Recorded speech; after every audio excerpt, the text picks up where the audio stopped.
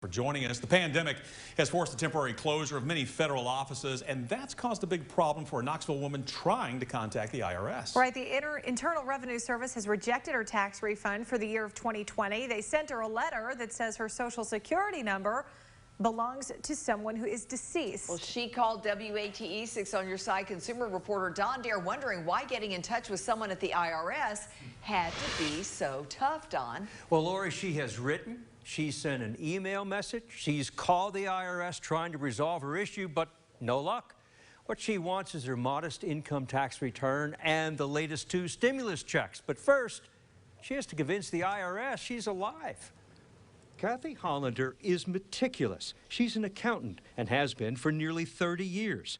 When her husband, Brian Jones, passed away 2 years ago, she was very careful when it came to filing her income taxes for 2019, the year her husband died. I filed my 2019 taxes and doing my due diligence. I, put on my tax return.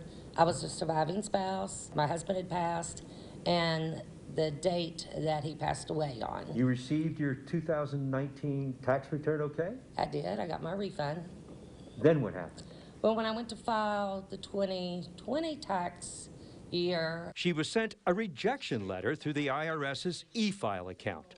Yeah, it's very frustrating. The note said the Social Security number provided belonged to a deceased individual. The reason for it being rejected was that the Social Security Administration had me as the deceased spouse. And not my husband. They said that I was deceased. And your wife was still alive, according to them. In February, Michael Sisson told us about an issue he had with the IRS similar to Kathy Hollander's. His income tax return had been rejected twice. Mike's wife, Tracy, passed away from cancer in November of 2019. He sent the IRS this certified copy of his wife's death certificate. It's self-explanatory. That's my wife's name, and when she passed away, it's got the time of death and everything. So. And her Social Security number? Yes, sir, it sure does. Not yours? Not mine at all. 6 on Your Side contacted the Social Security office in Oak Ridge, and a representative got in touch with Michael. Social Security made sure that the IRS understood that Mr. Sisson is not deceased, that his Social Security number is active. By the end of March, the IRS received the information and Michael was getting his return.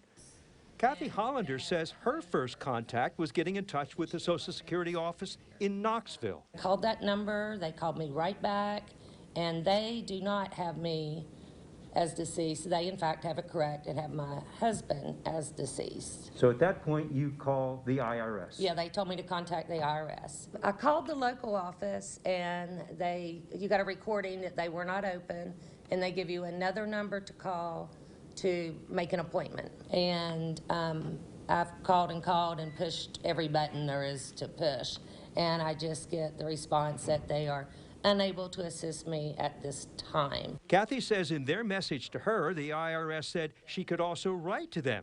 She did. I've written the local office a couple of times, sent it certified, and I've not heard anything from the Internal Revenue. She's received neither her refund for 2020 nor the last 2 federal stimulus checks. I understand they're busy, but to not be able to contact them in any way through mail, online, telephone calls is, that's their job.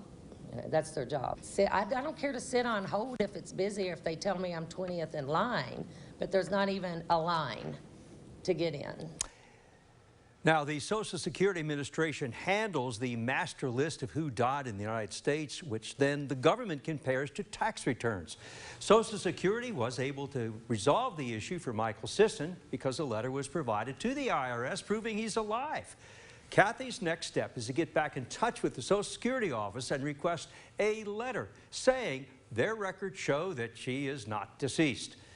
It's a complicated process and made even more difficult to navigate because of the pandemic. We'll continue to follow Kathy's progress. Bo? Yeah, keep us up to date there, Don. Thank you. And if you have a consumer question for Don, send him an email at ddare@wat.com. You can also call his 6 on Your Side hotline number at 865-633-5974.